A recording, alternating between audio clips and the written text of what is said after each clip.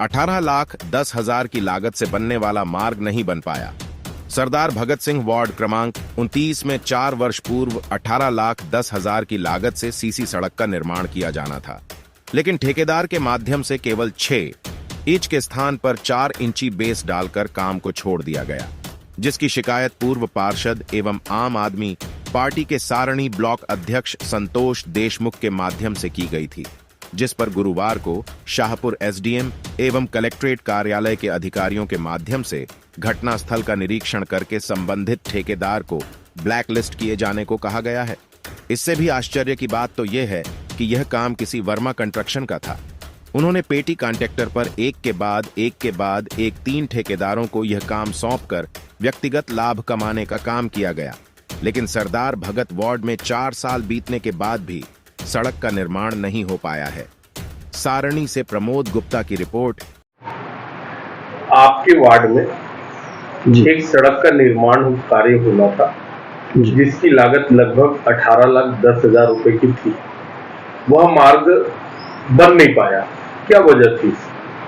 देखिए, इस संबंध में बताना चाहूंगा मैं आपको कि वो मेरे ही द्वारा प्रस्तावित रोड था। 500 मीटर रोड बनना था। अब 500 मीटर रोड जो बनना था उसकी लागत है 18,10,000 रुपया। अब वो एक सुधा चंद्रा जो भाजपा के मंडल अध्यक्ष रह चुके हैं, उस समय थे, उन्होंने वर्मा इंटरप्राइजेस के कागजों पर वो टेंडर भरा और वो टेंडर मिल गया सुधा चंद्रा को। अब सुधा चंद्रा ने, ये सुधा चंद्रा जो भाजपा के नेता है, ये काम वाम कुछ नहीं करते, सिर्फ टेंडर भर देते हैं। टेंडर जब मिल जाता है इनको, तो ये उस काम को दूसरे ठेकेदार को सरका देते हैं कमीशन लेकर के 5%, 7%, 10%। तो इन्होंने, सुधा चंद्रा ने सतीश चौरे को वो काम दे दिया। अब वो कितना कमीशन लेके दिया ये मुझे नहीं मालूम। अब सतीश चौरे ने चौथे आदमी राजेश कांति को वो काम फिर सरका दिया।